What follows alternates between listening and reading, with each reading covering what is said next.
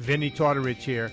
Hey man, if you're a fan of Izzy, you might be a fan of me too. I'm the guy that gets people to lose a lot of weight. I have something free for you guys. This is no clickbait. Just go to vinnytortorich.com and there's a big banner. It's a free PDF, how to lose weight. It's an intro guide to NSNG at vinnytortorich.com. Go check it out exclusively for anyone who listens to Izzy Presley. Thank you. Replay Guitar Exchange is your premier independent guitar store. Being independent is good.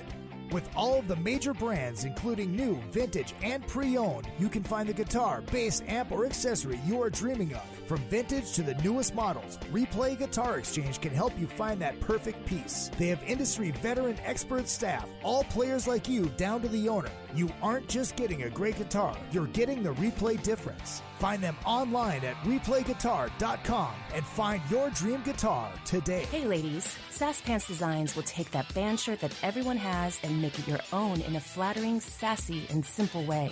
There are one-of-a-kind tank tops, halter tops, lace-up tees, and tube-top dresses already in stock. Check out the online store at sasspantsrocks.com and like Sass Pants Designs on Facebook, Instagram, and Twitter for special offers and custom orders. Use the code IZZY25 for 25% off of your entire order at sasspantsrocks.com. That's sasspantsrocks.com. Let Sass Pants make you the envy of the party.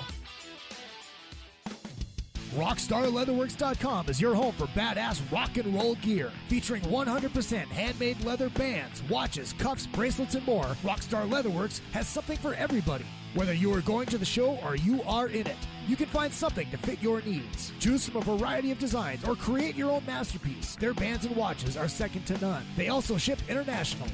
Who needs a stage to be a rock star? Check out RockstarLeatherworks.com. Hi, this is My liver's all twisted up. But you know what I did? I loaded up with alcohol, more specifically vodka, whiskey, beer, tequila, more beer, more vodka, more whiskey, and more beer. Brown, and welcome to another fucking podcast.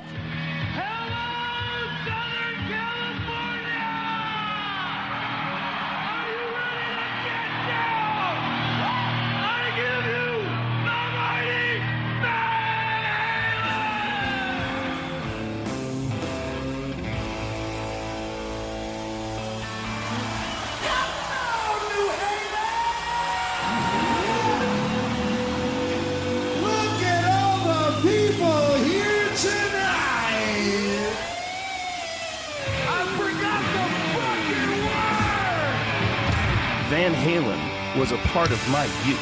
I mean, we used to drew the Van Halen logo on our notebooks in high school, along with the Rolling Stones, like the mouth and, you know, all the Kiss logo.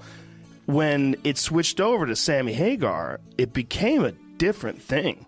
It was a different thing. It's a whole different pivot. I mean, it wasn't a bad thing. No. But it was a different thing. All of Sam's lyrics contain love. Yes. Okay, why can't this be love? And I ain't talking about love. We'll be right back with more fighting after this. That's not a microphone in my pants. I'm just happy to see you, California. Somebody give me a shot. I've never heard of Van Halen. Hello, Hollywood. Hello, world. And hello, my loyal minions. It is good to see you, and it's always good to be seen. Izzy Presley here. It is Tuesday. It is 5 o'clock on a Tuesday here in the Hotel California, and we are coming to you live. It's a Van Halen Drunken Summit Revisited. Hashtag the last word. Oh God, I love cracking myself up. Make sure you guys hit up all the social media at Real Izzy Presley all the way across the board: Twitter, Instagram, and Facebook. And of course, the show page is Another Effing Podcast. And on that page, there is a shop now button where you can buy the I Love Van Hagar Deal With It t-shirts, Cretinous Humanoid t-shirts, the Effing Ward t-shirts, Drunken Summit t-shirts. You know it, you love it. Go buy them. And if you want to donate to the show, izzypresley@yahoo.com is your PayPal. Returning this week from the Ace Frehley Band, from the Gene Simmons Band, and from Accept, and the Rock and Roll Residency, Mr. Philip Shouse. Hey, sir. Also from the Rock and Roll Residency, the Gene Simmons Band, and the Ace Frehley Band returning to the show, Jeremy Asbrock. Hey, everybody. Esteemed author of Van Halen Rising and the Ted Templeman book, which just got great talking about by the great Bill Burr. That was fucking cool. Greg Renoff joins us again. Thank you, guys. Yeah. And Trixer and Tokyo Motorfist and Def Leppard. Steve Brown is back. Yay! Yeah. The other special guest. The other special guest could not make it, unfortunately, because he is the busiest guy there is. But I'm gonna play his intro music anyways. My God, King, he's not here. Lionheart is not here, King. My God. Chris Jericho unfortunately could not make it. But like I said, he's busy as fuck. So we're gonna listen to him sing for a second. Yeah, okay. Boring. Yeah, I know. So how the fuck is everybody? How we doing? Good. What year is it? What year is it? I don't know. Oh, neither do I. Yeah. Jeremy just left. I wish it was 1984 again. Yeah, right. Yeah, but I had because I hadn't hit puberty yet. Oh. Just add a couple more years until I can actually come, so I can enjoy growing up. You know?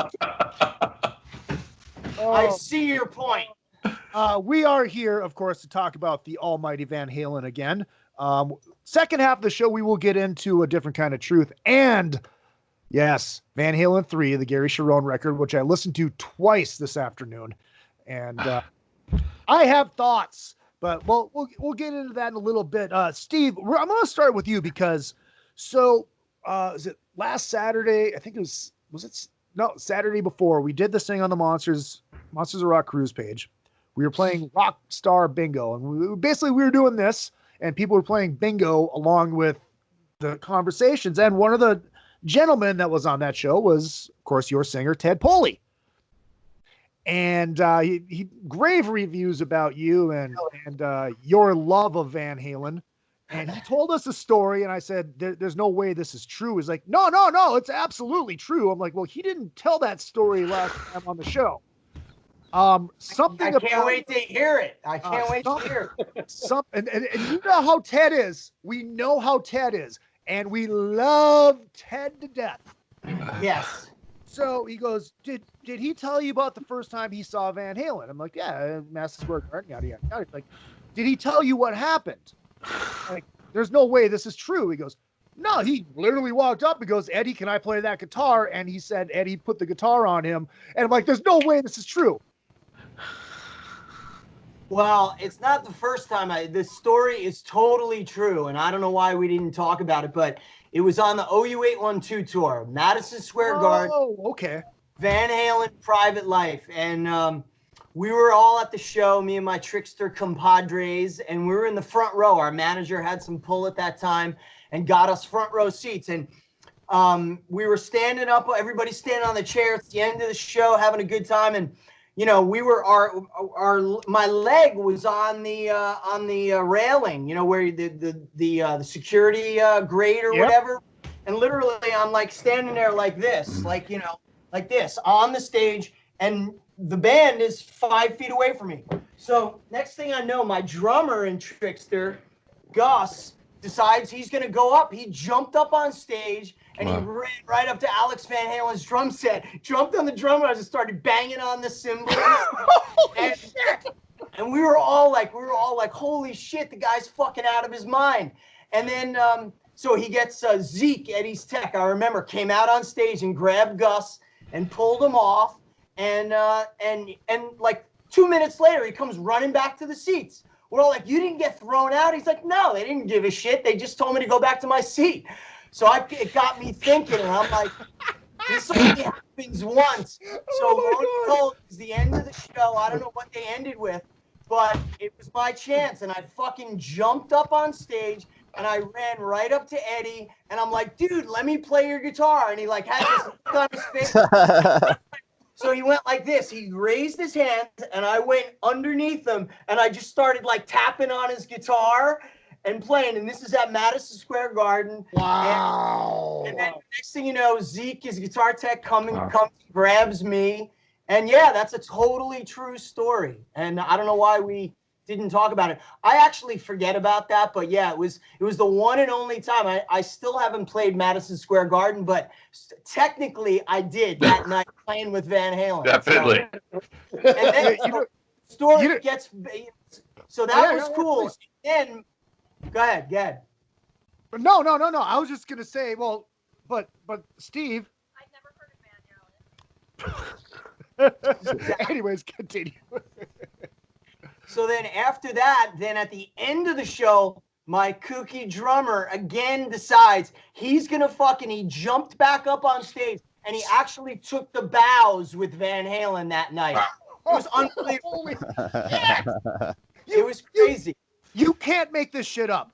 You can't. And what's even funnier about it, dude, there's absolutely no footage anywhere. There's no pictures. Dude, it was, 1988. We didn't have cameras. Yeah. We didn't read anything. And there's one bootleg of the show, but for some reason, it doesn't have the end. It doesn't have the part when I jumped up there. Oh, my God. And it was funny because years later, I told Eddie the story and Zeke was like, oh, I remember that. He didn't remember, but... It was funny, man. It was really wild, but I'll never forget the look on Eddie's face, and he was totally cool. He just goes like this. He knew I wasn't there to hurt him, and he just threw his hands up, and I just started doing that, that tapping lick that everybody does, and that was it. So I played Eddie Van Halen's guitar with Van Halen at Madison Square Garden. Wow. Jesus Christ. I seriously thought Polly was filling us full of shit.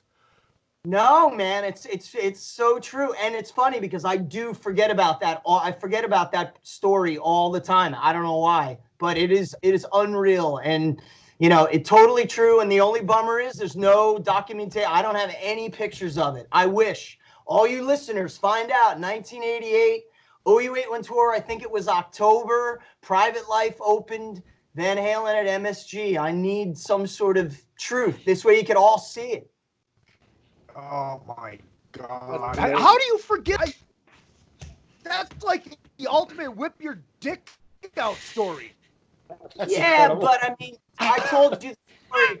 I don't know what's cooler, me playing volleyball at Eddie Van Halen's beach house or jumping on stage at Madison Square Garden. I think the volleyball story is cooler. I do too. I loved your volleyball story, man. That was fantastic. But there can't be too many people who have too many fans who played his guitar on stage. I mean, there can't be. Right. I think most people would have been cut down and broken in half before they even got 5 feet away from him. Right. So. That's that reminds me. I mean, it kind of reminds me of. I remember first time I saw Pantera, and it was at Target Center. I think it was the mid '90s. I can't remember the name of the record. But some guy jumped on stage and he ran right up to fucking Dimebag and he goes, "Can I have a pic?" And Dimebag's like, "Yeah, they're right back there." And then they threw him off. They went back into the crowd. Same fucking thing. Yeah. It was one of those rare moments when everybody was so cool, and and especially Van Halen's organization, and becoming friends with those guys later on, and telling the story, we're all laughing. But, we've all seen the stories back in the 80s, I think, when guys would get roughed up at shows and whatnot. And that's always, I don't think most people, when they jump on stage, you're not looking to hurt anybody. It was all innocent stuff. And I remember being on the road with Trixter. Anytime somebody would jump up on stage with us, it'd be like, all right, you want to come on stage? You better sing a song. You better play. You better do something because you're part of the band now. Let's have fun. It was never, we always told our security guys, don't ever hurt anybody. We want, it's part of the thing. And obviously Van Halen felt that way that night because they were super cool to us. Yeah. That like you said, it's Van Halen. You would never expect that. No. You did like the Keith Richards Telecaster to the forehead. Right. Right. Yeah. You think of that happening and not like embracing. That's like great. the story from Woodstock when Abby Hoffman went on stage and started talking, and then Pete Townsend was just like shut the fuck up, like hit him in the head, like knocked Abby Hoffman off the stage or whatever, like on Woodstock and flying in the mud. Ladies and gentlemen, hold on, Jeremy. Breaking news: Joe Lester of the Atomic Punks just he's listening right now, and he just commented on my link on my Facebook page, Van Halen, Madison Square Garden, YouTube, New York, October 11th, 1988. So there is the show. I'm gonna click on this. You guys keep chatting. I'm gonna see if I can see if it's on here. It's at the end of the show. Yeah. It's an hour and 56 minutes long. Yeah, so I'm guessing all the photographers probably had like the first 2 songs they could shoot, right? That was probably that's the right 2 or 3 songs and you were done, right? Yep. And I remember jumping from my seat, and it was like we knocked a few people over, and it was that typical thing, like people are falling, and the next thing you know, I'm up on stage, and I saw my buddies, my bandmates, they're all looking at me like, holy shit. But it's here! I'm watching it right now! My God, King! My God, it's happening! It's happening! He's in the door, King! Yes, I'm watching it right now! Right now! Really? My God! And you just got shuffled off stage? Yep. No way, it's there? I am dead fucking serious. Oh, awesome. All right, so I'm wrong. All right. Wow. Thank you, your screen. Joe Lester. Can you share your screen? No, I don't know. It is at... Why have I not known that? So you saw the scene, right? I think it was rock and roll. Hold on, I have muted. Was it Ain't Talking About Love or Rock and Roll? Fucking nuts. Okay, so all the pyro's going off.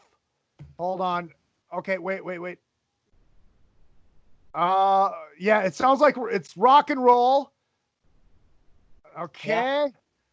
Sammy's doing his solo right now. Eddie's right behind him. Marga, hey, Eddie's behind him, King. He's behind him. Sammy is playing a solo, King. The people can hear this. They can hear it on the live feed, King. My God. Okay, we are at 1 hour and 52 minutes right now, King. And Sammy is still playing his solo. And what's gonna happen? Okay. I'm sorry. I can't fucking help it. Yes, it is rock and roll, King. They're playing the Led Zeppelin song. Okay. Been a long time.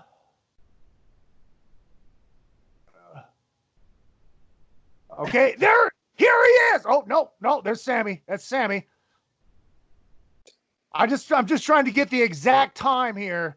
All right. Sorry, I can't help myself. The people can hear this though. On the audio feed, they can hear this. Very cool. I tell you what, when we edit this, I will try and see if we can put this in there. Because I mean, we are recording the video. The video is not going out live. Okay, Alex is doing his little bam, bam, bam gimmick. Oh, shit.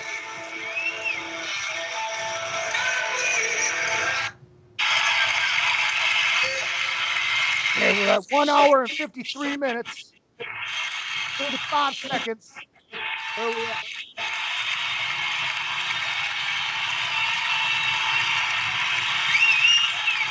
Oh, there it is. You got it? The pyro's going off. Yeah, I'm watching it now too. Yeah, I just saw it. It's 1 minute and 55 seconds. I saw you hop on stage. Oh, that's awesome. This is unbelievable.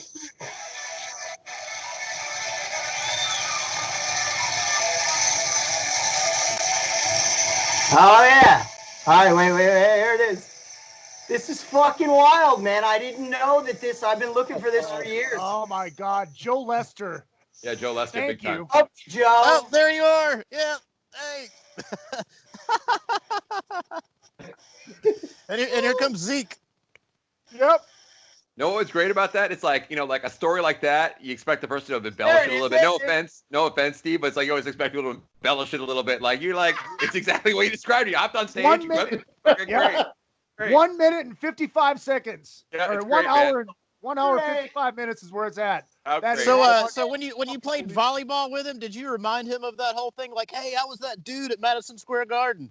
Yeah, I mean, look, everybody has so many memories and stuff like that for like Ed, people jumping on stage and kooky stuff, but he sort of remembered it. Zeke, everybody claims to remember, but there it is, man. And then, like I said, afterwards, before that, my drummer went up and he ran right up to Alex's kit, and it was the funniest thing because he just gets up on Alex's kit and starts beating on his cymbals like that, and then he got thrown out, came back, and then at the end, I don't know if it's on this video, but Gus got to take the bow with Van Halen, and that was cool.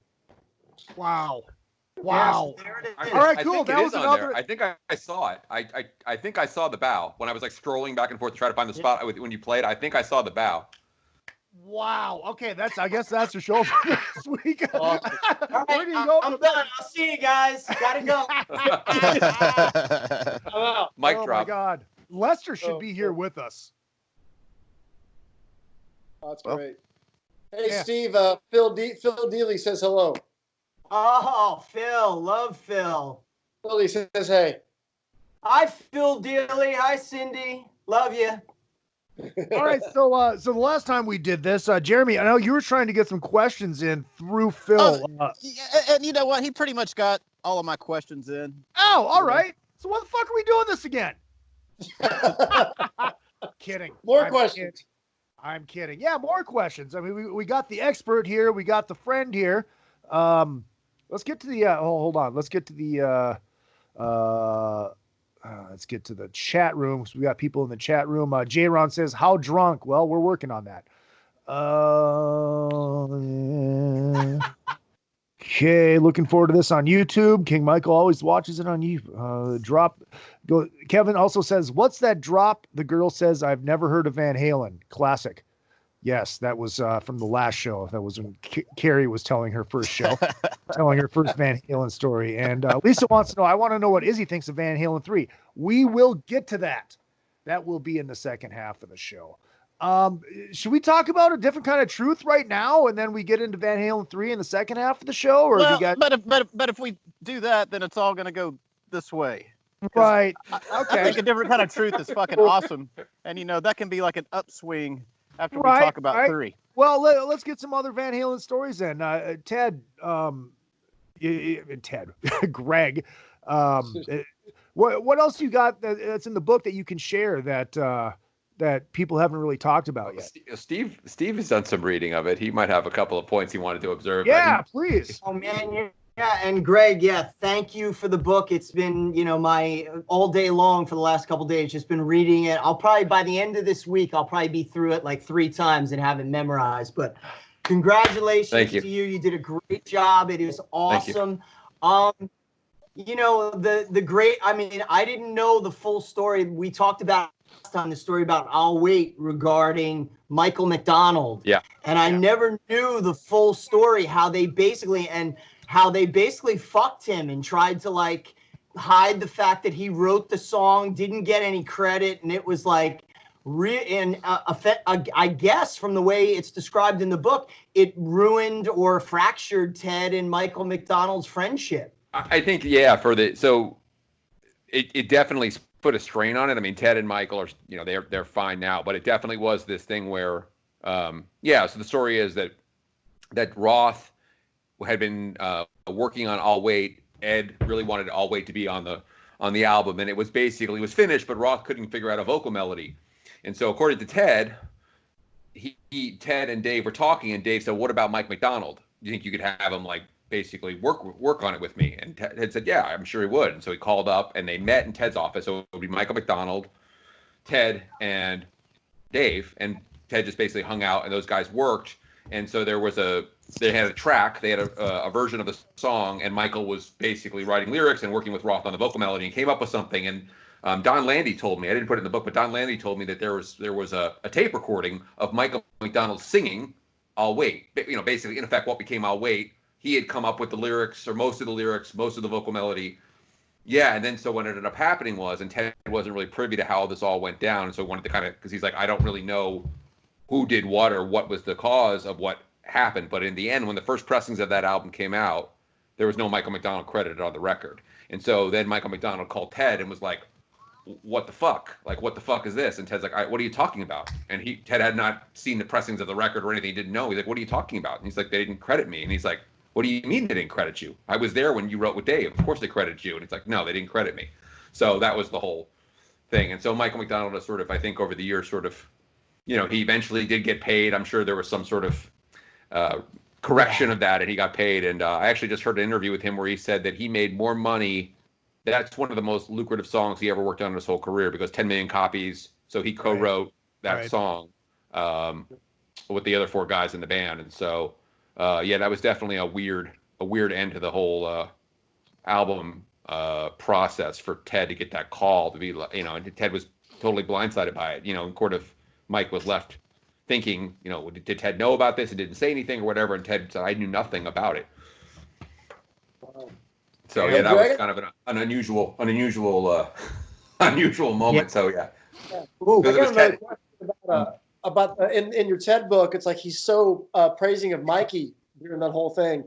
So I guess that doesn't lend much to the fact that Mike didn't play on the records after the first one, like some people in the band claim. Which I never sounded like Mike to me. Well, I'll tell you, I asked Ted about that a couple of times, and I'll say this. I want to just be clear with what Ted said to me. No, whispered in my ear, no bullshit. This is the truth. He told me, his memory was there was maybe like 1 or 2 things that Ed played on that he remembered. Now, the other thing you have to say is that he wasn't around all the time. He talks about in the book how he would let Don and Ed work together. Like, he would leave because he knew those guys had a good rapport. And he said, to be honest, he said, you're the producer, you're standing around. If you're the artist, he can make you nervous. Like, you just sometimes you're like, you know what? I'm just going to leave. He's like, I'm going to leave and let the guys work. He said he did it with Ed and Don frequently. He would just leave them alone. So, I didn't go into that with them, but you can take that for what it's worth. He wasn't there every single second there was tape rolling in the studio. But, I did, I mentioned that in his basic takeaway was, I don't think that's accurate to suggest that there was like all this stuff that was done by Ed and Mike didn't, so that's what I would say, that Ted wasn't able to verify. He wasn't like, I didn't see everything that was ever done, because there was stuff that those guys cut when I wasn't around. But I don't think he would endorse the idea that there was like, Mike barely played on the records or something, whatever it is, but neither here nor there. But that was, the one thing he did tell me he thought he wasn't 100%, but maybe push comes to shove is Ed. But he wasn't, but he said at the time it wasn't a big deal. It was just like, it's like anything else in a band situation. Sometimes, like with Kiss, other guy jumps on the bass and plays the bass or whatever. It was never like well, obviously he can't cut it. It was just more like Ed played it or something, and it was like, oh, that's good, let's use that, and nobody cared, right? So, but I'd say that probably happened more when Ed had that Ted. studio in his backyard too. Yeah, totally. Yeah, right. So it's again, that's it was 40 plus years ago, and but that's the God honest truth that I got from Ted. I'm not shading the truth at all. That's what he told me that he remembered. Mm-hmm. Well, I know Ed had said a couple of years ago, I remember it came out that he said that, I basically had to show Michael how to play all the bass lines and all that stuff. So, maybe he wrote a lot of the bass line. I don't know, Well, fucking A, they're like Eddie Van Halen licks. Of course you got to show somebody how to play some stuff. Yeah, but those bass lines were never like complicated. It was pretty straightforward. And that's not saying they're easy. I'm just saying it was more straightforward, unlike, like Gene was back in the 70s with all those running bass lines and shit. People kind of go like that. Mike's big parts, man. There's way more to them when you're learning the tunes and you're trying to replicate them. Mike's doing some killer shit, man. There's some killer things happening on the bass. It's not just it's not like all eight. There's some good shit. Really, really good playing. And do you guys think one of the other big issues is that it's not even the parts, it's the timing. You know, Ed and Al Van Halen have a timing thing that they have as brothers that no one else can play. And sometimes some of their stuff, and I think we spoke about this last time, if you ever watch Hot for Teacher live, they can't even play what they did in, that's why live versions back in '84, Ed didn't even play solo because they could never follow the time. From what I was told, like a one take that Alex, and that was also the height of Alex's drinking, and where they had to get in 1984, and Greg, in your book, Ted does a really nice job of sugarcoating how messed up those guys were and making that record. It's like, oh, wow, they were up for 4 days, 2 days straight. I wonder what they were doing. I guess the music was so good that it kept them up for 2 days. No mention of Peruvian marching powder or any of that shit. But, look, it's one of those things. And look, the guys, we all make records. We know the stories. It is what it is, and I've been told numerous things by Ed himself, and I'm not even going to go into it because I love Michael and I don't want to ruin the fantasy of what it is, because we all know making records, it could be one part of the song that Ed might have played on, but in Ed's mind, and there's no love there right now between those guys, so he's kind of taking it where I played all the bass. I never really believed that, but I wasn't there, and and again, like it is, and I know working with producers a lot of times, and a guy like Ted Templeman, he wasn't there for, I'm going to probably say he wasn't there for maybe half the record, maybe in the beginning, but when I guarantee you, the bigger the band got with Don and Ed, they had their, their way of working, and he said, hey man, this stuff is amazing. I don't need to be there. And I do know that the biggest, Ted's biggest sort of feat with Van Halen was working with David Lee Roth to get those melodies and get those songs to make sense, because he was not, Dave Roth, it was not a melody singer, and all of those early melodies, all that stuff was Ed and was Ted and Dave working, and he worked really hard, and that was his thing. Ted didn't really have to do much with Ed at all. Right. So yeah. The thing I'd say too is, bringing you back to the Hot for Teacher thing, and that was what you were pointing about, that ascending thing in the middle of the solo. Like Ted, I listened to that with Ted. We were working on the book, and he's like that was the thing. I listened back to it. He was there the day they cut it, and he's listening back to it. He goes, it sounded like a little bit rocky, but he's like, it's like, it was just that Van Halen thing. It doesn't have to be perfect. And he's like, you know what? We could have done it again, and it wouldn't have been as good. It was like, the energy was there. He's like, that's the type of thing with Van Halen. He's like, he didn't want to saw off the rough edges on everything. Everything didn't have to be exactly perfect. It just, there's like, it's like a little bit like, as a drummer, he said he was like, you're just like a little bit off, but he's like, fuck it. It's great. Like, leave it. It's great. And they just went about, that's. Best line I ever heard about that is my buddy Billy Thomas, who he now plays with Hairball. He played with Johnny Lang for many years. He said one time, it sounds, the beginning of Hot for Teacher sounds like a shoe and a dryer. I didn't know the first few seconds were actually an exhaust. Yeah. I didn't know that. From your book. I didn't know it either. What? Well, hold on. Because I haven't read the book yet, because it's hard for me to read. Yeah. The first few seconds, then the drums take over. But the first few seconds of that is a tailpipe. Really? Yeah. And after you know it, you can hear it too. Like you'll never hear it the same. Wow. Yeah, Ted said it took Don a long time, like whatever it was he recorded. They thought it was the Lamborghini. They weren't sure. They think it was the Lamborghini, but they recorded it, whatever it was, and one of the cars. And it took Don a long time to find a segment that was basically the right part to fit in. Like he listened to where they had the right tempo to go along with the song. Right. Blah, blah, blah, blah, blah, blah, oh blah, my God. Yeah. Wow. And they found it, and then they cut it together. Yep. Wow. That's cool. I'm taken aback at that. Now that you say it, yeah, I can hear it in my head. It sounds like a shoe and a fucking dryer, but it's actually a Lamborghini. The palms there. It's like, oh yeah, those are drums. That's pretty cool. Jesus Christ. You know, the last time, go ahead. Picture of Landy. I've never What's seen that? I've never seen a photo of Don Landy in my life. Oh. Has anybody ever seen a photo of Don Landy? I found two. I found two on Google. That's it. Only two. Yeah. So, go ahead. yeah, there aren't a lot of. There's a couple that Niels Lozauer took that you can find that are like one of them backstage at the Forum, I think, in L.A. and Don's in a leather jacket talking to Ed. Ed's in is like getting ready to go on stage. Yeah, I mean, but classic engineer, right behind the scenes, had an amazing career. The first session that Don ever worked on in Hollywood at TTG Studios, he was 1968. He was probably like, I don't know, 20 years old, 19 years old. It was The Doors, Waiting for the Sun. He worked on as a second engineer on Waiting for the Sun with Jim Morrison. And I'll tell you a story real quick, a Don Landy story, which is too good not to tell. Is that so Morrison was there and he was really drunk. And this was when Morrison's drinking was really becoming a problem. And they were like really trying to get him to record stuff. And he would get pissed off and wouldn't want to, whatever. He would just want to be sulking and not want to record. And so he was kind of laying on the couch and Don was there, was the only one in the studio. And the other guys were taking a break, whatever, outside or whatever. And Morrison was kind of like passed out. And he woke up. And he kind of walked over to the board and he picked up a beer, cracked open a Budweiser and started drinking it. And he looked at Don out of the corner of his eye and he took the beer and poured it into the console.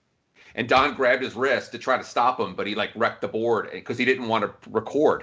And Don said that was his first major session. And he was like, well, it's been fun working as an engineer. I'm fired. Like they're definitely going to fire me. But the guy, whatever, like the owner of the studio and Bruce Botnick was like, he's such an asshole. Don't worry about it. Jim's such a fucking asshole. Yeah, true story. That's what Don told me. 100% true. Wow. I guess I've never heard Morrison asshole stories, but I guess maybe he was. I don't know. Pouring a beer in the console to short it out. That's pretty douchey. First half of the show brought to you by Beater Amplification. That's 2 E's, beateramplification.com. Check these guys out. They are badass. Rock and roll heads, 3 channels. You get your old school Van Halen, old school Kiss, old school AC/DC, and that old school clean Fender tone right out of that hand-wired, hand-built 100 watts of testicular fortitude. Oh, so beautiful. Beateramplification.com. And yes, the Izzy Presley TCB1 will be available soon. And of course, our good friends over at Mackie.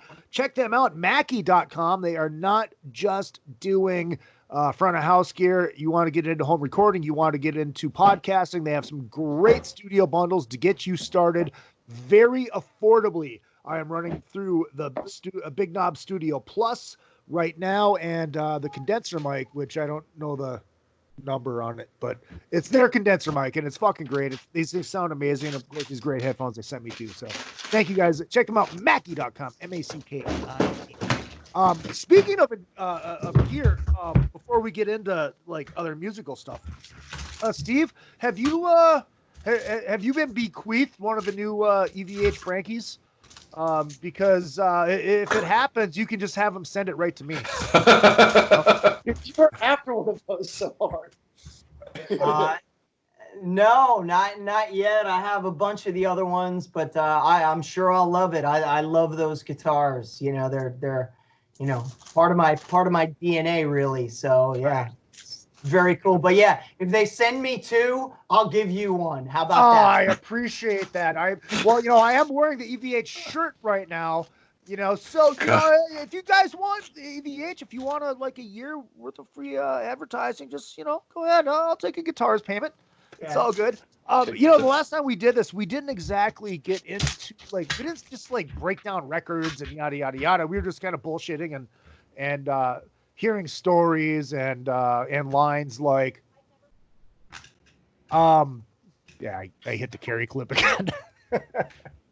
But one record I do want to talk about in this first half is Diver Down.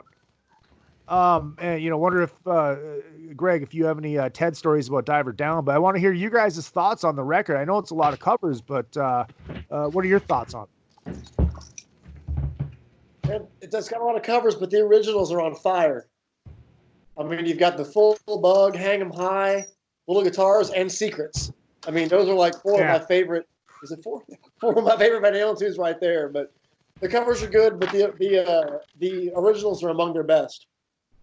And let's talk about the fact that Van Halen covers don't sound like covers. They sound like fucking Van Halen songs.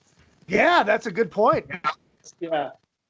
That is a good point. I mean, yeah, I mean, shit. You look at that record, fucking Pretty Woman. You know, I mean, where have all the good times going? Oh, Man, yeah. Man, people that talk shit about Diver Down are the same people who think the White Album should be one single album. I mean, it's ridiculous.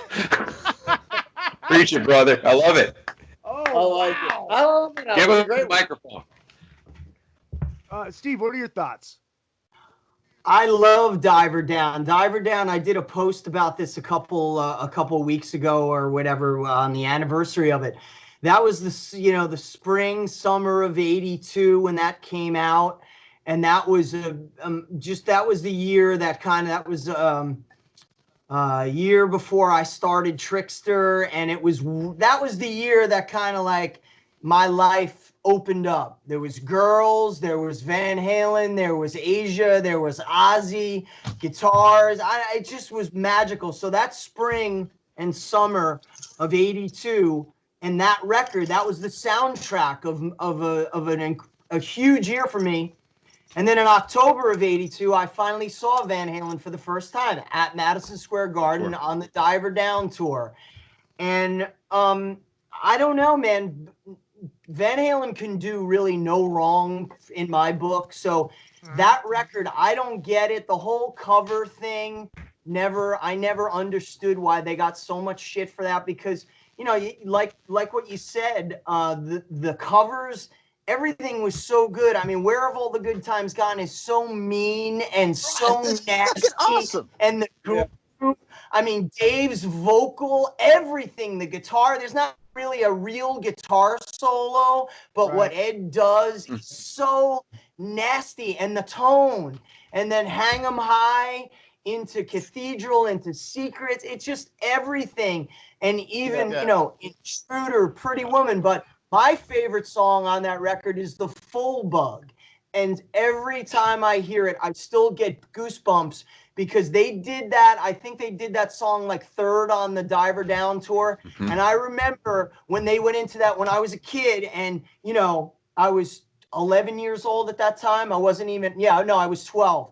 And I was there, and it was hearing that song when they did that pre-chorus, the oh, and the whole crowd was singing along, and it stunk like weed and booze. And I just remember like looking around, I was with my older brother, and I'm going, this is what I want to fucking do for the rest of my life. It was like, that was the party that you saw. The band brought the party to the concert. You know, much different than Kiss that I saw a couple years before. As great as Kiss was, that wasn't real to me. This was when I saw the band was like, and they had that, you know, the Diver Down stage, and I was on the side, and it was just, and that song still to this day is just got something. Every time I hear it, it brings me back to 1982 and being at that concert, which was, you know, to me, probably one of the top 5 greatest rock shows ever. Yeah. Jeremy's in his car. Those backup vocals live on that one. It's stunning how good the backup vocals are live. They're amazing. I was gonna say, are you going for a drive-through margarita, or what the fuck's going on? No, man, I'm drinking natural light. No, I drink margaritas, man. I'll be slurred. I'm on the Bush. No, my iPad was running out of power. I just needed some charge. Oh, gotcha. So I guess the story behind Diver Down was, it's like, so Pretty Woman was just going to be released as a single, and there wasn't going to be a record. Right. But it happened where it was just so popular that they threw them in the studio to get a record done. Is that the truth? 12 days. 12 days. Yeah. What did Ted remember about that?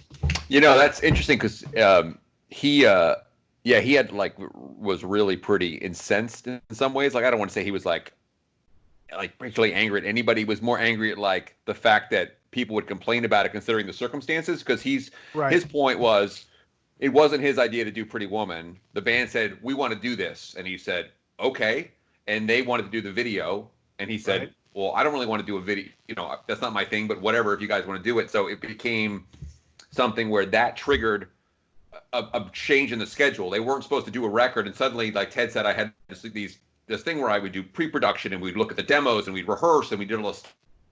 There was no time for that. It was like, hurry up, we got to do this record and come up with these cover songs. And, so he likes it, but he also thinks a lot of it just kind of got thrown together and it came out okay. But he said, if we had time, there was a lot more material. And I think that also gets to the fact that he feels probably, that it wasn't, he was only trying to finish the record in terms of encouraging cover songs. And for example, the one song he definitely was pushing for to do was the Dancing in the Street. That was Ted's idea to do that one. He said, we were just trying to finish the record. We were out of time. It wasn't like, it wasn't as if I was like, hey, just get all these, there were all these originals, but they weren't rehearsed. They weren't ready to go. We were just trying to finish a record. The other thing too, I was going to observe real quick to you guys is that with that record too, is really cool about the musicianship is that, the Intruder was cut live from what Don and Ted remember, and the keyboard was played by Roth while the guys played. So Ed was playing guitar, Mike's playing bass, and the keyboard, that sort of like spaghetti western keyboard part. So Roth also plays harmonica on the record, and I'm pretty sure he played Steve, you guys might know better than me, that he played the acoustic guitar on Full Bug. I'm always thought that was not him, not Ed, but maybe I'm wrong. It's definitely not Roth playing that. That's Roth. So the harmonica. That's Ed. That's Ed playing that. There's no way that's Roth. That's Ed, I think. Interesting. So you got keyboards and harmonica. We'll give him that, and we'll scratch the acoustic guitar off the list. One of my favorite things about the Full Bug live is the harmonica solo. It's like the road crew blindfold picked a harmonica and threw it at Dave, and he just starts like it up and down. It's awful. Oh, it's so great. I don't think I've ever seen that live, but that is hilarious. What were you gonna say, Greg? No, I was just gonna say, there's a bunch of YouTube footage from that tour, and you can see Roth doing it, the harmonica and stuff like that. Real. Well, I mean, I said it last time. I think, on that tour, I think that to me, that was Van Halen at their peak and at their best. Live on the Diver Down tour. You see the footage from the Largo show, and they were just on fire. And we all know what happened. 1984 was tough making that record. You read Greg's book, and Ted talks about the nightmare it was making 1984. And you saw that they were they were a different band. They became so big, and it was a different show. But the Diver Down tour. Especially also was cool because they did so many songs from Diver Down on that. They played so many tracks, and it was just, I loved it, and I still don't get why fans. I mean, little guitars. Are you kidding me? That's still. I mean, that song is probably one of my top 5 favorite Van Halen songs ever. I mean, I love that song. Do we know that if any of the covers that were on that record were those songs that they were doing back when they were a cover band, or was this stuff that they just decided to do for the record? So I'll tell you real quick that Ted made very clear to me. He said the only song that I presented as an idea to the band as a cover ever was Dancing in the Street. That every other song was in their repertoire. Now he's not saying he didn't go, that's a great idea, let's do this. This is great. He wasn't like, he was like, you want to do it, but he said that was I'm pretty sure all the other ones, like listen, the Happy Trails is on the 77 demo. Yeah, it is. That preceded. Yeah. Oh, really? Stuff. Oh, wow. I fucking love that. I think Big Bad Bill was something that was brought at the time. I don't think that was part of the repertoire. Right. And Dancing in the Street was going to be an original song, and they just superimposed the Dancing in the Street melody over it. Okay. Yep. Still, it's still not as gay as the David Bowie Mick Jagger version of that song. What could be? Oh man, again, Dancing in the Street. That's the cover of that, and just for Ed's guitar solo in Dancing in the Street. Solo. That solo is awesome, right? I mean, oh God, it's I don't know, man. If you really, all the guitar fans, listen to that record and just listen to how great Ed's guitar tone is on that, and that solo whether you like the song, I love their version of Dance in the Street, but his solo on that, because those are not easy changes, and Ted talks about that in the book. The chord changes. You know what Ted said to me? The first time he heard it again, he goes, he's listening to it. He's like, listening like he's, hearing a little bit. He's like, oh, no wonder he's pissed off. I'm like, what? He goes, those changes are terrible. I can't believe I made him play over those changes. He's like, no wonder he's mad. Those changes are so hard to solo over. It's incredible he did that. Like, he was like, that's incredible. Wow. Going to the chat room Just really like you quick. said, yeah. Bruce from Canada says, Scotty Strickland from Canada says, evening, y'all. Take off. Actually, hold on. I have a Canadian sound effect for all my hosers in the room, so you guys can hear it. All right, so that's for Scotty and Bruce. Bruce also saying, how can you not love that intro to Little Guitars? I completely agree, and I think everybody else does. Josh Hefner checking in says, love Diver Down. Been listening to Izzy since we were both in the Eddie Trunk chat room when Eddie was live on Fridays at Q1043. Huh, wow, very cool. And he also says, I got Van Halen 3 when it came out. It's okay. I was in 7th grade. So there you go. Before we go to... Before we go to break and come back and talk about Van Halen 3, let's do you guys have a definitive Van Halen record? A definitive? Yeah. No. All of them. Okay, so what's your go? If you're gonna pick out a Van Halen record, what is your go-to? One of the first 6. I mean, seriously, I will not be backed into a corner on this. I'm going to say one of the first 2. It depends on who I'm talking to and what's happening, but it's one of the first 2 probably for me. It's hard to decide. I think I would go Van Halen 1. Yeah, it's just kind of everything. I don't know. Everything you want's on the first. I don't know. It's tough. I know. It's like picking your favorite Kiss song. How do you do it? Accent sex, obviously. Oh yeah, rock hard. Renoff is stroking his fucking goatee. It's hard to decide. I mean, it's like, how do I answer this? No, it's like and my default answer now is Van Halen 1. But it's like, yeah, you could say that in a lot of ways 1984 is the definitive record because it actually kind of ends one era, starts the other. Yeah. It's like the pendulum point there between the 2 eras. But yeah, it's hard. Well, let me ask you this: do you guys think if they wouldn't have been as fucked up as they were on the 84 record, do you think they could have squeezed out a couple more records before Roth left? It's hard to say, really. Yeah. I think my take on it is, I think first off, Van Halen lacked real management. Noel Monk, is great of job that he did with Van Halen. He wasn't a real manager. You have to remember that. He was a tour manager who basically, they fired Marshall Burrell, and he basically turned around and said, Noel, you're going to be our manager. I think, and it's funny because I did a couple other interviews today, and I was talking about my Trixter past, and they ask about regrets. And one of them that I talk about, one moment, is the time when we were on tour with the Scorpions. Doc McGee was managing the Scorpions. He became a real good friend of ours, and I would hang out with him a lot. And we had a #1 video on MTV, 1 in a Million. We were selling out arenas with the Scorpions. And at that moment, if I knew what I know now then, I would have fired my managers and upped my game. Mm-hmm. To me, Van Halen, if they had real managers, if they had Irving Azoff managing them back in the 80s, a real management, if they had Peter Mensch or Cliff Bernstein, real manager, like Q Prime, I don't think they would have been in that situation. I think a real manager or real management company would have been able to drive sense into them.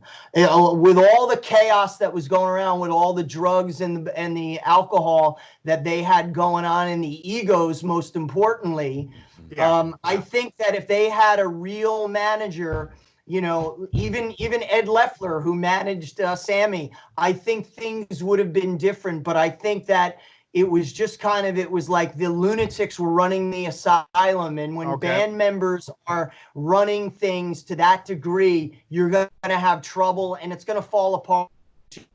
You know, that's my... Wait, you mean to tell me that there was egos in Van Halen? Dang. Yeah, that Mike Anthony guy, man. Holy shit. To this day, what a maniac. Right. Greg, did Ted have any thoughts on the management side of them? Did he talk about that at all? He really worked pretty directly with those guys. I mean, I don't think it was any shot at anybody, Noel or anybody else. I think it was just more that he would just pick up the phone and call Ed. And I think, obviously there was that back and forth with management when things had to get done, but he mostly talked about his relationship with the guys. I think one of the big surprises for me in doing the book was how when Ted told me how he's like, I didn't want them to break. I never wanted them to break up. And he was doing everything he could to try to convince talking to Dave, saying, come on, this is insane. To go back, you just go back. This is crazy. Because, getting to the point where he was just totally against anybody else singing for Van Halen, any other member, that he just felt so strongly about the original lineup. So that was always, as a kid, you read interviews from different people and different, the idea that was like, well, Ted didn't care because Ted got Dave, and even the other big shocker to me was that when Ted told me that he really believed, maybe he was delusional on some level. I don't mean that as an insult to him, obviously, but I just mean maybe he was being like super optimistic that he thought like after 5150 ended, and then after, because Eat 'Em and Smile had done well as well, he thought, you know what, there could be sort of this like Aerosmithian reconciliation where like everyone's like, okay, you know what, we did our thing, we'll come back together. And he said he was, so disappointed when he kind of, he just kind of realized it wasn't going to happen, that those guys loved Sammy, and there's just, Dave was never going to, whatever, it just wasn't going to happen. And he said that was like, because that's what he said. He kept telling me the whole time I was doing Eat 'Em and Smile, I'm going, okay, this is fine. This is a means to the end to get back together, those guys back together. And knowing, I mean, he knew he wasn't going to be producing, like, he told me he was actually shocked that they called to do work on the Fuck record with him. He figured that Don and Ed were going to do the records, whatever, and that was the deal. That was fine. He'd kind of come to peace with that. But, like, he just wanted, it was like, for him, it was like Jagger and Richards. Like, it was like Daltrey and Townsend. He's like, he just couldn't accept it the other way. I mean, he did accept it, but he just couldn't get okay with going Sammy and Ed, even though he obviously loves Sammy, and so that was the whole thing. But yeah, it's interesting. But because he that whole summer, he said, like, it was fracturing. He was like, it'll come back together, like, and then he said, so when Sammy showed up, he's like, it was done, because they were looking to get rid of Dave, and then the right guy came in who could do it, like, who could do the job. It wasn't like they were like fumbling around, like, we can't find a singer, what are we gonna do? We'll go back with Dave.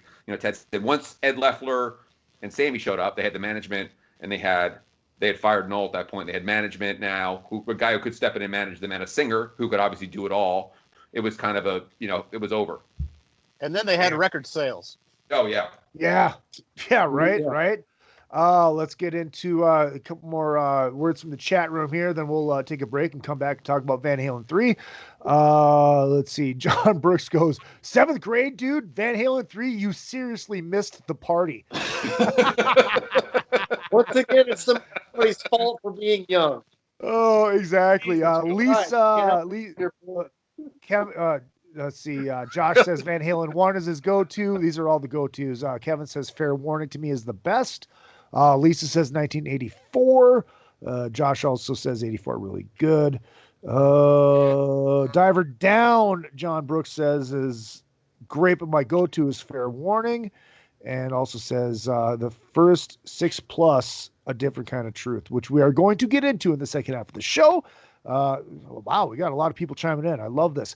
Kevin says Lisa just got Van Halen 3 off eBay for like $3, I think, total, just to add to the collection, but I only listened to it once and went to the shelf.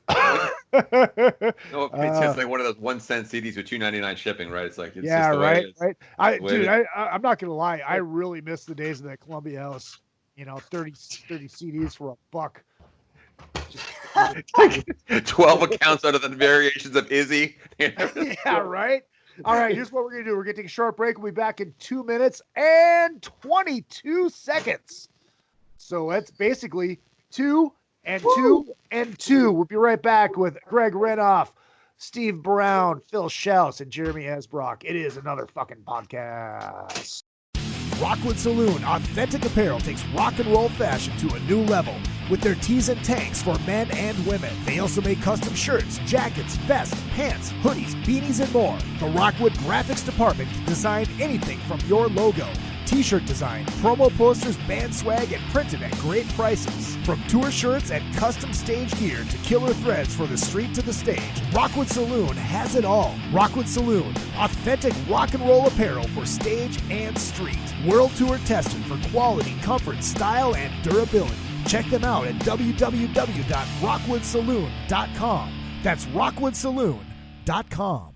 If you need to promote your band or business, or just want to stylize, personalize, or customize your ride, check out vid-decals.com. Want to create and customize your own stickers representing your band, or make your own bumper sticker? Vid Decals can do it. All stickers are printed on quality vinyl and can be placed on any flat surface. Stickers are an affordable way to promote your band or business. Go to vid-decals.com to get started. That's vid-decals.com. vid-decals.com.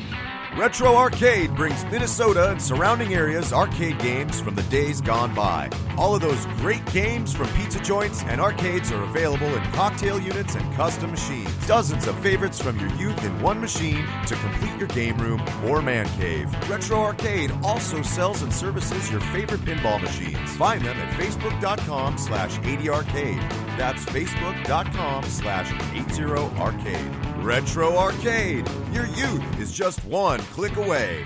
Hey, what's going on? This is Tom Arnold. I like fat women and cocaine. And you're listening to Izzy Presley here on another fucking podcast. And I know Izzy from Cocaine Anonymous meetings. I've actually seen him at the meetings with Ace Von Johnson from, I probably shouldn't say this out loud, but Ace has got a bad coke problem. And his sponsor is Josh Todd from, and again, I shouldn't say this out loud, but Josh is his sponsor for Buck Cherry. He's addicted to upskirt porn. And they're both being sponsored by the Eagles.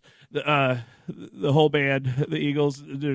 Anyways, another fucking podcast right here with Izzy Presley, and call your sponsor. Fucking A. All right, second half of the show brought to you by AMP Laser, everybody. APLasers.com. Check them out. Father's Day is coming up. Want to get daddy something really nice and special and laser engraved? Hit up APLasers.com. These guys are so good they can even laser engrave a hot dog bun. I've seen it done. And John Palumbo. We love us some John Palumbo over here. Another effing podcast.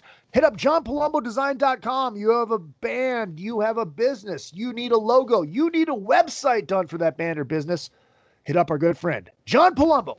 johnpalumbodesign.com. All right, we got a couple more. Oh, wow. People are just chiming in left and right. Let's get these done, and we'll get into the Van Halen 3 record. Scotty Strickland says, 84 was my intro to Van Halen, then it proceeded into Van Hagar. And yes, you can buy that I Love Van Hagar t-shirt on my Teespring page. I Love Van Hagar. Deal with it. I didn't get into the older stuff until like 94. 3 was okay. Love the Lethal Weapon 4 tie-in. I don't remember that. Tattoo ruined a different kind of truth for me, but it wasn't until Izzy that I've been looking into that album and liking it. Still do not like Tattoo. Scott says Tattoo is definitely the wrong lead choice, and that's people talking about that. Anyways, so let's get into Van Halen 3, and I'm going to pose this question before we start talking about the actual record. And I listened to it twice today. Trying to take it in and trying to get it. I was trying to put myself in the mindset of listening to the Peter Criss solo record, where I don't listen to it as a Kiss record. I listen to it as a record. And I love the Peter Criss solo record when I put it in that mind frame, and I don't listen to it like it's a fucking Kiss record. The Van Halen 3 record, do you think that's what the people that are only David Lee Roth fans feel like when they hear the Sammy Hagar stuff?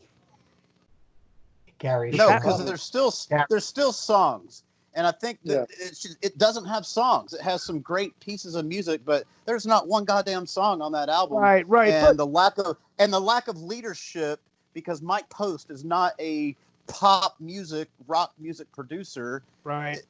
That's what happens when Ed doesn't have anybody to put up a fight or argue or negotiate or discuss. I guess, I mean, to me, Post as produced Yeah. the TV theme song. Rocker Right, Files. Mike Post? Rocker Files, yeah. That's a great song. Rocker Files. There's a great song. No, I guess when I listened, like I said, I listened to it twice today, and my feelings like it's like this just it doesn't sound like Van Halen.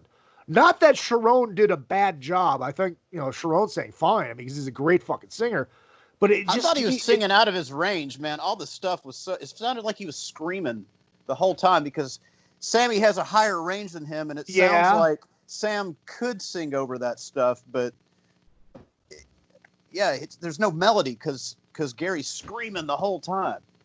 There's some stuff on there that actually, with the way he's screaming, he kind of sounded like Dave on A Different Kind of Truth a little bit in spots. And that's not a shot. It was just I just got that vibe a little bit, but it's just like you don't get that Van Halen tone. I guess, if that makes sense. I want to hear your thoughts on that. And what's ironic to me is that, real quick, is like the stuff that they did with Roth, even putting Roth aside, what they did with Erwin Musburger. Is that right? Erwin Musper. Am I butchering his name? The guy who did the 2 Roth tracks on the Best of Volume 1. Oh, yeah. They sound so great. I mean, they're like, that's like the some of the best stuff that compares to me with the first 6 records. I mean, it's incredible sounding stuff. And then, you said it doesn't sound like a Van Halen record. I still don't quite understand why they didn't continue working with him, because he said whatever he was doing up there, he was nailing the greatest tones. I mean, drums, guitar, everything was just so incredible. Yeah, I mean, there's stuff on there was just piano and vocals. It's like, what? It's are we doing a musical? I mean, what the fuck is going on here? Steve, and then there's a song like Dirty Water Dog that sounds like Van Halen, but he's using a clean tone with a neck pickup, and it's like, if you had a rock guitar, that come pretty close to sounding like Van Halen. Yeah. Steve, there's no fun either. There's no fun on that exactly. Record. Steve, you're smirking over there. It's like, you have thoughts. Are you sitting on your fucking? Oh no. I mean, I don't. I was. I don't think it's. I think there's more to it, more better. There's some good on it. I mean, like you guys are saying, there's definitely some cool tunes. I don't know. Maybe maybe they're finished, but definitely some great parts. I love that One I Want. I thought that was really cool. My biggest issue is what you guys were talking about before. Definitely, and this is no fault to Gary. He was singing way out of his range. That was the hardest part for me. Like, I couldn't. I'm a songwriter, singer. So the first thing I key into is the vocal, and if the vocal's off, it throws me completely off, and I couldn't get past that first single, Without You, once Gary started singing and like screaming, and it was like, it sounded like he was, I think Ed was coaching him to sound like Hagar and be in that range, and it was it was hard to listen to. But I thought there were some really cool musical things and, stuff that sounded like classic Van Halen, where if Sammy sung it or even if Roth sung it, I mean, they were definitely, I think that One I Want song, if I remember, had like almost that little guitars thing, that halftime, something like that. Yeah. I don't know. But there was really cool things. I will say I got to hang out with them a lot on that tour. I hung out with Ed a lot. And the tour was a hell of a lot better than the record itself. Yeah. I thought they were phenomenal on the road. Gary brought in, he got them to do some of the older songs like I'm the One in Mean Street. And the live show was certainly a lot better than the record. Well, I mean, they always say that he's the one that could do both eras, but now if you stop and, think about it and say that, well, yeah, he doesn't have the range that Sammy has, maybe not. I don't know. I mean, I want to know your thoughts on that. Well, no, I don't think he has it's a range is different, but where Gary he was up in a part of his voice that just wasn't pleasant to listen to. That's the hardest part. Right. I mean, I love Gary. I love him as a front man, as a person. He's an old friend. I love the Extreme guys. But it was just, hey, look, man, how do you, and I think he said this, how do you say no? You know, I mean, we know the story. Ray Daniels, Rush's manager, was managing Van Halen at the time and also managing Extreme. And when the whole thing blew up, it was kind of like, hey, man, why don't you get Gary to sing for Van Halen? You know, they loved his performance when he did the Queen, the Freddie Mercury benefit concert with Extreme. He was phenomenal. I mean, Gary, when he's with Extreme in his box, he's unstoppable. But, you know, it just didn't work that good. But again, to give Gary credit, when he played live, those live shows, I thought they were magical. I thought they were great. Did anybody else see that tour? I didn't see it. I didn't see it. No, I didn't either. But I mean, heard the shows did well. You know, they still sold well from what I heard. You know, well, let me ask you this: if there was one person that wouldn't be Sam or Dave or Gary to be in Van Halen that could do all that stuff, who would you pick? I know, I know. It's like it's a stupid question, but I have to ask it anyways. I'm going to tell you right now, my choice would be Jeff Scott Soto. Yeah, I mean, I think I've said this numerous times. Ralph, you know, Michael Starr. You know, I mean, look, let's not kid. You know, when you got somebody who can do Roth better than Roth, you know, you might well. But sadly, that probably never would happen. I know. When my buddy Hugo got to the rumor is when he auditioned for Journey, you know, from the Journey cover band, he walked in and Neil Schon saw him and said, "No way." It's like, you know, too close, I guess. But I don't know, man. That's a tough call with singers, you know. I mean, I know, buddy. I don't know if you guys know, but Eric Martin from Mr. Big, you know, who I play with once in a while, he was going to go down and they flew him down, but he couldn't go to the audition. He just couldn't do it. And he down there, he didn't even go. And I bust his chops all the time about it. Like, man, why didn't you at least go, man? You get great. It's like, I know you could have said you fucking jammed with Van Halen. It's like, dude, I jumped on stage with them at fucking Madison Square Garden in 1988. The least you could have did is fucking go sing a couple songs. Yeah, you know, he hung out with those guys. You know, when he was doing, Eric told me he was doing a project with Neil Schon in like '84, and there's that picture with Neil Schon, Eric Martin, and Eddie Van Halen backstage at Castle Donington, and they were doing a project. Eric and John Entwistle and Neil Schon were putting a band together, and that was kind of, you know, the introduction. But Eric, you know, for some reason he couldn't do it, you know, and Eric was almost in Toto as well. So, I mean, I didn't know that. I think I would have loved to have, you know, because at that time, I think Eric Martin's voice could have been a phenomenal addition to Van Halen. Oh, yeah. You know?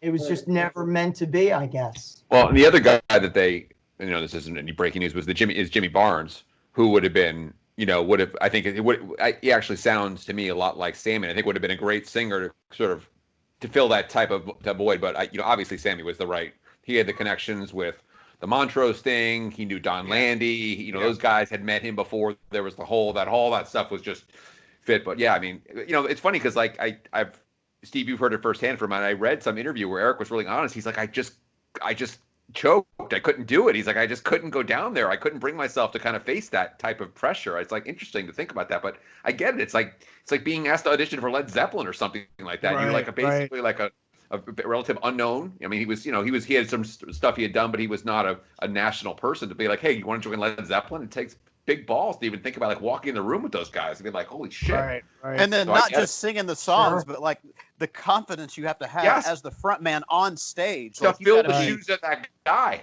Super confident and charismatic as a front man to stand next to Eddie Van Halen, you know? Right. Yeah. Well, I mean, let's bring this into reality in all of our worlds. It's like, Steve, I mean, how'd you feel like when you had to go jam with, you know, fucking Def Leppard? You know, when you had to fill those shoes, and then, you know, Phil and Jeremy, you know, you guys are all of a sudden, boom, you get the call to go play with your heroes. I mean, but we're not the front men. We're not the front men. I know, but still, you're in the fucking band. You know? It's cool and slightly intimidating, but not really. I mean, because you're playing alongside them. I think having to be the front man for one of those iconic bands is there's a lot more pressure than just that's playing with one of your heroes. Yeah, right. Certainly. Yeah. Well, I mean, Steve, I mean, how did you feel when you got that call? It was like, well, fuck, I have to go fill in for Def Leppard. What the fuck? Yeah, well, the thing with that is, and it's pretty well documented. My friendship with them, I've known those guys since 1987. They kind of like feels like my older brother, my older British brother. But look, I say it all the time. When I was a little kid holding up, Pyromania, did I ever think that I would be playing in that band, playing Photograph with Def Leppard? Fast forward to when I was doing it, and everything went through to get there, the 10,000, 20,000 hours, my success and blah, blah, blah. I worked my whole life to be in that situation. So I don't care what a band it is. I've been on stage with, some of the big Rock and Roll Hall of Famers, some of the biggest and the best. I've been in a room jamming with Ed Van Halen. My life is different. Anything that's thrown my way, I will do it. If Paul Stanley called me up tomorrow and said, listen, man, I can't sing, I don't want to go out on tour with Kiss, I'll fucking give it a shot. That's just the way I live my life, man. Love it. You know what? Go, look at the lyrics to Jump, man. You might as well jump. You got to take a shot. And that's just me. You know what I'm saying? Yeah. I'm a positive guy. And the key with life, you want to be successful, you got to get up to the bat. You got to get up to the plate and take a swing. And usually when I swing, I'm swinging for the fences, man. I want to hit a motherfucking home run. Right. Awesome. Bruce says, remember, Izzy, your 3 guests are all wicked players. Oh, absolutely fucking true. Well, thank you. Thank you very much. Before we move on to a different kind of truth, 1 to 10, you have to give Van Halen 3 a number. What do you give it? I'll give it a 3. Ah! I don't think you can top that. It comes to the rating. 4-ish, maybe 5, just because there is some good music on it. Yeah. I just don't think the songs are very good. Yeah. All right, so let's move on to a different kind of truth. Remember, the first time you heard Tattoo, you're holding up the vinyl, the red vinyl, right there. Your thoughts on it? The first time you heard it, and then as you obviously we've had almost 10 years to soak it in because it came out 2012. Thoughts of it now? Love it. Loved it first listen and loved it more. When it came out, I wore it out like a Van Halen record when I was in 8th grade. And the more I listened to it, the more I dug it. And then the vinyl sounds absolutely amazing. I play this as much as any other Van Halen record in my house. I love it. And I had, like you guys, I had all the demos before this came out. So I heard all these before from 77 and was excited to hear and loved how they worked them into new songs. So I love it. One of my favorites. I mean, when it almost, you heard it was coming out. I don't know. It was almost, for me, you worried you were going to get like the MTV, the breaking news, like, we're sorry to inform you, it's been canceled or something. There's been like Dave hates, and I don't know. It's just like when it came out, I was actually so like shocked that I was like, it's out. They did a record again. I mean, they had already toured, but knowing how famously difficult things had been over the years, it was amazing to see the Tattoo video. Even though I didn't really like the song and I still don't love the song, I thought it was incredible that they did a record. I was just, because a lot of times, they just sort of, you just do the tours, right? You're just like, okay, we're just, reunited. We're just doing the tours. But I think, my 10,000 miles away take is that those guys really didn't want to be like the heritage back and where we're just going to basically get back together and we're just going to basically play our old tunes and do nothing new. I think it's probably Alex and Ed and Dave too, I think, probably wanted to show that they still could write and create together and do something that was going to be relevant. Right. So. Well, and I think Phil made a good point. It's like, I mean, at that time, I didn't know they were old demos. Obviously, I found that out very quickly. But the fact that they could take old songs, old stuff that they were working on, and turn them into something new, but still keep that old feel about it. You know what I mean? Yeah, which was what it's kind of what everybody Van Halen fan wanted, is like a Roth record that sounded like a Roth record. Yeah, and they did precisely that. That's why I love it. Like, and they even took like heavy ones like Bullet Head. And let's get and to like, Bullet Head's a burner. There's some barn burners on here, and then I don't even know like Chinatown. Is that a brand new one? I think Chinatown, Honey Baby, Sweetie Doll, and As Is are all newish ideas. Yeah. Okay. Yeah. Those aren't old songs. In fact, I think Honey Baby, Sweetie Doll might be from that 2000 era, because I kept reading that Dave was wanting this Chemical Brothers influence, and I don't know, man, there's just something about that tune that I think fits that criteria. Yeah. Greg? Yeah. I mean, I think the other thing that really struck me was how great Roth's lyrics were. I mean, they were, I honestly thought that Roth was like, okay, this is probably the only time I think Roth probably knew, like, this will never happen again. We'll never be able to do this again. That's my suspicion. He was like, I'm going all out with these lyrics. I mean, I thought they were so incredible. Like, holy shit. And and even the way he sort of did his like talking, singing through stuff, I thought it really worked well. I really thought the production and the way that Roth presumably, produced himself in most cases, I would think, to be able to figure out a way to make it work for his vocal talents at this point, where some of his high range is dissipated. I thought it came off great. I mean, again, people could say, oh, it doesn't sound like Old Dave or whatever, but I thought like Honey Baby Sweetie Doll, the way he did that, I thought it was just genius. Yeah. Well, I mean, of course it's not going to sound like Old Dave, because he doesn't sound like Old Dave anymore. I thought he is Old Dave. He is Old Dave. And look, and I thought, I thought vocally on the record he was great. Yeah. His lyrics were always so great. His lyrics were always so cool. A lot of the Sky lyrics, On Fire lyrics are just amazing. And this is kind of abstract. You don't know what they're about, and same kind of thing here. I love it. Yeah. Steve? I agree with everything that everybody's talking about. I mean, I was just so happy again that they went that route, because I personally, I don't think they could have written a record from scratch. And I was such a fan of all those leftover songs, and I knew that they had it, and look, there's a lot of all of our favorite bands. There's a lot of the, I know there's some unreleased Kiss stuff, and, all the great bands, they have stuff in their archives, and you kind of, a lot of bands put out new records, they try to, I don't want to go back. I don't ever want to, regurgitate, there's a reason why that song was never released. Well, there's a lot of great songs that bands just, what they did is exactly what they should have done. And, I was so proud that first off, they were able to get it done. And it was honestly, it was a great, great record. And it gave the fans everything, all us classic Van Halen fans, all we wanted to hear those songs. And they did great. They did true representations and true new renditions of those songs. And they did it justice. And it was, and I give everybody credit, because it was not easy, and I think, and we all got to give Wolfgang Van Halen a lot of credit. Oh, absolutely. He did a phenomenal job.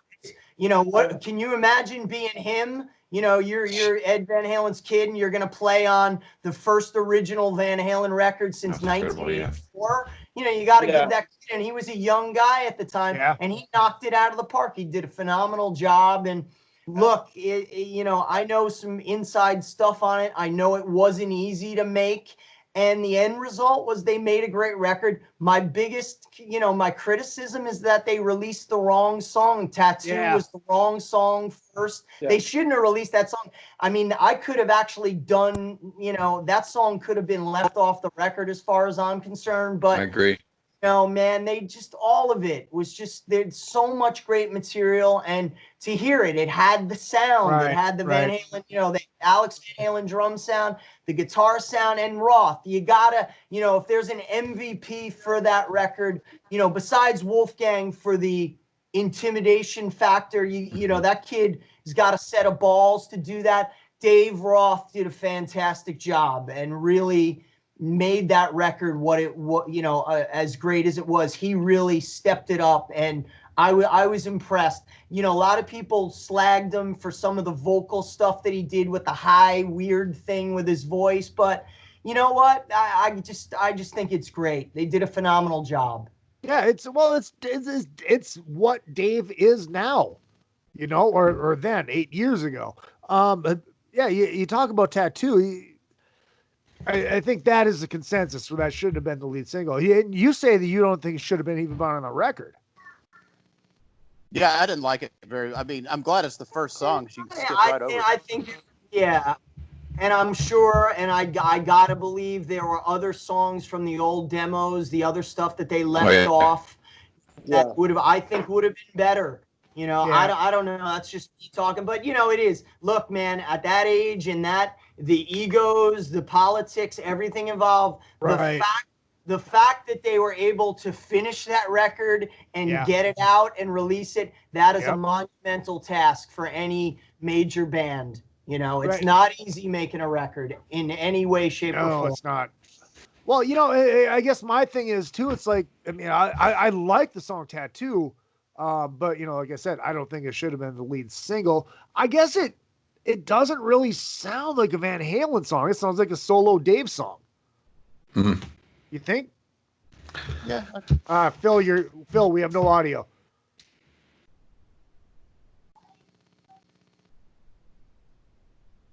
What was Blood and Glory? Was that one of them? Blood and Fire. So that was called Blood Ripley. and Fire. Yeah. Okay. And that was on the Wildlife soundtrack. Right. Yeah. Oh, wow. Okay. Yeah. And that really sounded like old Van Halen. Yeah. Yeah. Out of Space too, man. I was so happy that Let's Get Rockin', that tune made it. And man, Dave wrote some better lyrics. That's what I wanted to ask and you to touch more on, Greg, was like Ted's feelings on these reworked songs, because Out of Space was a better song than Let's Get Rockin'.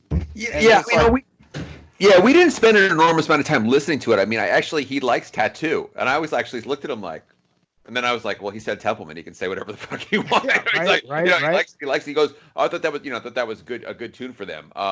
We didn't like, he had not heard, I don't think much of it. I mean, he listened to it, and he sort of recollected the stuff, and I remember, he definitely mentioned that Dave obviously had to, make adjustments on how he'd approach the songs or whatever, but he was happy. I mean, he was actually saying that, he remembered, Wolfie when he was a little kid or whatever, and he was like, just like blown away. Like he said, Ed must be just so, so proud. Just talking about the, that aspect of it more than anything else, just that to have your son playing the record, Ed must just be like over the moon that his kid grew up to be such a talented musician that he could play alongside him in the band. And, he wasn't taking a shot at Mike or anything. He was just commenting about that. But we didn't, to be honest with you, we didn't really like spend a lot of time on that because he didn't do the record. But we did listen to the 77 demo a number of times, like going over the stuff a number of times, and he'd be like, like kind of like going, oh, that one was really iffy, or, oh God, I loved this one, kind of like talking about his thought process on the different tunes and what, when he was trying to figure out yes, no, maybe on the songs and stuff like that, which ones he wanted to do. But that's the other thing I was going to jump in real quick was about, the whole like, oh, they redid old songs. But I mean, even on 1984, they were redoing House of Pain. I mean, that song dated back to like 1975 or something like that. It's like, they're cashing old shit. It's like, well, it's just, but it's Ed's song. So, the band's song. So I understand people wanted those guys to go in the room and fantasize that Ed and Dave were going to sit down together in like the old days, but that wasn't in the cards. I know, Steve, that's not in the cards. One of the things is most of Van Halen's catalog, if you look at all of their records, the bulk of all of their classic material was written before they got signed. All those songs, that most of Van Halen 2 was written. A lot of the songs that were on Women and Children First, Take Your Whiskey Home, and parts In a Simple Rhyme was even from 1975. Wow. So you got to look at it. All that And as a songwriter myself, a lot of that when you're young and you have that energy and you have that time is when you do a lot of your greatest work. And for Van Halen, they were constantly going back to that, going back to the well, if you will, going back to where, what did we forget? And thank God they did that. And for A Different Kind of True, the other shout out we got to give to is John Shanks, who produced the record. He's another MVP because he was extremely important in getting the record done. And, I know some inside stuff on that. That was not an easy task. So you got to give hats off to John Shanks for getting that record done. And, look, man, it's always great to hear, I loved, what was it? The last couple Kiss records, Monster and, whatever. When a band is able to release a record after so long and it goes back and they sound like kind of the way they did in their heyday, it makes us all feel good, to where you go, oh man, it sounds like 1979. And that's what you want. It's tough when you're an artist. When everybody's going to Mick Jagger, man, can you write Brown Sugar Part 3? When you tell John Bon Jovi, can you write Living on a Prayer Part 10? The artists don't want to hear that. And I think the only band that ever really understood the importance of that is AC/DC. Because basically, they write the same record every time and we fucking love them for it. Yeah, dude. Hold on. It's so funny that you bring that up, and we'll get back to Van Halen in a second. Phil, you're still silent, by the way. But I don't know if you guys saw this. Hold on. I have to go into. Okay, I'm getting into my Facebook thing. There is. Where's my saved links? Saved. Here we go. Apparently, and I didn't listen to it yet, but someone trained a bot to write an AC/DC song. Oh, yeah. Did you listen to it? Yes. The lyrics are the lyrics. He put all the lyrics into the computer. It's great. It's like boom. It's like that. It is what it is. Keep it. That's what it is. It's a formula and it works. Nobody said rock and roll is brain surgery. Exactly. Well, yeah, and going back to like rewriting old classics, I remember Gene, even when Hot in the Shade came out, he was talking about. I remember hearing this when they were on the Metal Shop. Remember the old fucking Charlie Kendall, the Metal Shop. the Butcher Kendall, that Metal Shop. When Gene says we can't rewrite Strutter. Trust me, we've tried. Well, you can't rewrite it, but it's always good when a band, an old classic legendary band looks at their past and they especially listen to what their fans want to hear and say, man, let's write something that sounds like what we are and what made us, instead of trying to reinvent, which too many classic bands chase their tails trying to reinvent the wheel when they were inventors of the wheel. Stick with it, Right. Yeah. Stick with it. Hold on. Let me ask you this. Going back to Tattoo, do you think that was them trying to reinvent the wheel? No, I mean, you guys would know. Wasn't Tattoo an old song? It was. Yeah. Yeah. He even took the beginning of the You're No Good, which was his own idea, the volume fade. But then the riff for Tattoo was another tune too. I can't think of the name of the song. Down in Flames. Down in Flames. Yeah. So it was there, and I thought Down in Flames was a cool song. Yeah, I got the Tattoo. So look, man, it is what it is, and at the end of the day, look, they made a phenomenal record. I thought. And I saw them a couple times on that tour, and they did a bunch of the tunes off of it, and they killed. It was great, man. It was awesome. Philip and I went to the first night of the tour. Philip and I went to the first night of that tour. Yeah. Nice. Yeah, I wanted to hear more. I wanted to hear more tunes off of this, just because it was so. I loved it so much. Yeah. Well, it's one of those things, though. It's like now, Steve, and you, all you guys, you fucking know this. Like, you play a new song, it's beer line and a pisser break, no matter how good it is. Yeah. You know what I mean? Okay. We're going to get into one more topic before we leave. And this comes from the chat room. John Brooks talking about, Kevin, hoping they get into cover Live from Tokyo as well. And John goes, yeah, I didn't get why that was mixed flubs, bad vocals, and all. Geez. What were you guys' thoughts on the Live in Tokyo record? I'm just going to say, I love the fact that it was live. You got live Dave. You got live Van Halen. I'll never. Maybe Steve knows more about the whole saga behind that record. I will never quite understand why they didn't put out something from 2007, 2008 when Roth sang fucking. Oh yeah, great, dude! Oh my god, 2007, he was amazing. Like I don't understand. I'll never understand that. Yeah, because I don't think we went to the first night of that tour also. Yeah, we saw the first night in Charlotte. Oh, yeah, that was magic. Amazing. Yeah.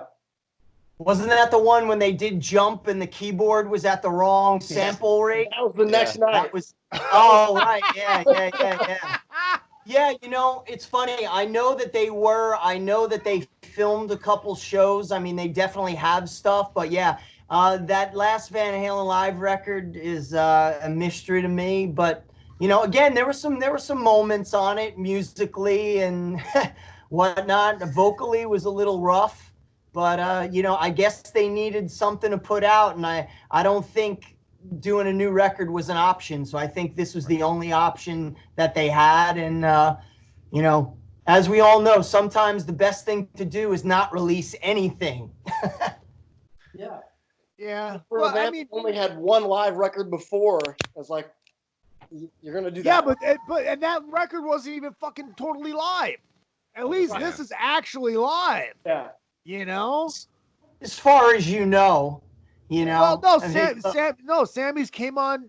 Sammy said it in the media. Is like there was parts where Ed didn't like this, and it didn't match when he went back and redid it. It didn't match up with the vocals, so I had to go back and recut the vocals. And yeah, I've read that there's a lot of fakery on that right here, right now. Also, yeah. Well, I mean, it's one of those where I don't care about that stuff. No, though. I don't care either. But you watch a live video, it's like different parts of different songs. Like they're showing different shows. Yeah. You know, that I don't like. It's like make it look like one show at least. Yeah, it is what it is. Look, we all know the old stories. Live records, Kiss Alive, you know, 1, Kiss Alive. Yeah, right. And every other live record that you've ever heard that was ever successful, it's all redone. It's all fixed up. It's about the one thing we all know. It's about, Gene Simmons even said it. What they're doing is trying to recreate a moment and give that to you. There's no way that any band can, you know, I mean, we're all fans of the bootlegs and stuff. You listen to the 82 Largo, I think Van Halen could have easily released that as a live record, and it sounds awesome. That's a band that's on fire. And then you watch some of the videos of Kiss from, you know, the old days, and you watch the DVDs. It sounds pretty friggin' close. But it wasn't what anybody did. It was all about going to fix up those little things, boosting up the crowd. So I don't know, man. Dude, that is exactly why I love GNR Live at the Ritz, and I wish that would have been released as an actual fucking live record because it is raw. They're out of tune. They're fucked up. But it's like that energy, that chemistry is all boom. Right. But I'm with Greg. If they weren't going to release any video, if they were only going to release an audio, something from 2007 sounded a lot better for Dave. I was amazed at how great Roth sang on that tour because I'm thinking, you know, kind of like I think some of the earlier solo tours he had done in that 2004, whatever, 2003, he'd kind of gone on the road, done the Sheds in the summer, and it seemed like he was just like doing whatever he was doing. And he was more into just the performance thing, but it seemed like, you know, he said, "I'm back with Van Halen. I'm going to sing." And I mean, like with like Jump and stuff, I couldn't believe how well he was singing like those songs. But he didn't move that much. He didn't do any of his movements. Or not a lot of jumping. He was concentrating on singing. Yeah, I think he watched some video and was like, "I'm not moving enough." There was none of the sliding stuff. He was just badass. And what stuff that he knew he couldn't do, he he kind of like he would do is he would talk around it and find other cool things to sing instead of like singing the the super high stuff. But when I saw them in 2012 in Tulsa, he stopped the song or paused the song. I don't remember what song it was, and he started screaming about the blowers. Did you guys hear that happen on the tour? Like the air conditioning, and I don't know if he had like a respiratory thing that it was like kind of persistent. He couldn't shake or whatever. And he was like, "Turn off the damn blowers! You turn off." I didn't even know what a blower was. I'm like, "What is he talking? Like a leaf blower?" And then I realized he meant the air conditioning, but he called it a blower. I just think like it's a leaf blower, right? Hey, I'm gonna run the blower. Take the kids inside. I'm gonna run the blower in the backyard. On 2012, he pissed me off so much because they played "Hear About It Later" for the first time. I was gonna hear it for the first time. Oh, so wow! As Ed is playing the intro. Dave, there's a beach ball being tossed around. So Dave starts lecturing the people tossing the beach ball. It's like, anybody get that beach ball over here? Somebody got their glasses knocked off last show. And it's like, who the fuck is this guy? What? Talking about getting his dick grabbed last week, and then he's trying to get his glasses. Talked over the entire fucking intro. Hear About It Later. Oh my God. So pissed. All right. Well, let's do this. Renoff, you want to give your links and final words? Yeah, I really enjoyed this tonight. It was a blast. At Greg Renoff on Twitter. Yeah, hit me up. I'm around. And thank you guys. Always enjoyed this. They want to buy the book? Sure. Yeah. That would be great. Amazon has Kindle books and Audible books and paperback books. And it'd be great. The Ted Templeman book is out, and I would love people to read it.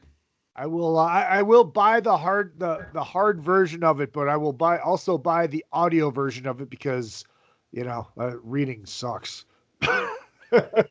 So you're going to get paid twice on that one. Sounds good to me.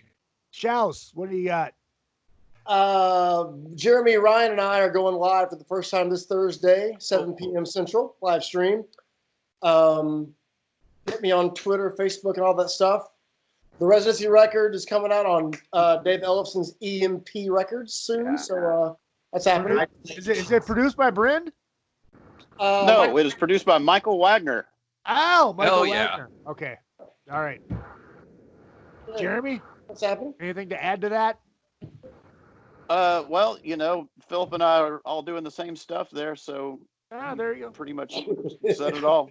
Well, I didn't know if you had anything else to add to it. I just said to ask, just I don't want to miss you. I was catching up anyway. My iPad died, and I had to check back in on my phone here. I've been on my computer, my iPad, and my phone during the course of this call. I fucking love it. So the lesson here is to make sure everything is charged at 100% before you do one of Izzy's podcasts. Yeah, right. Steve Brown, Tokyo Motorfist. The record comes out in just just a couple weeks, right?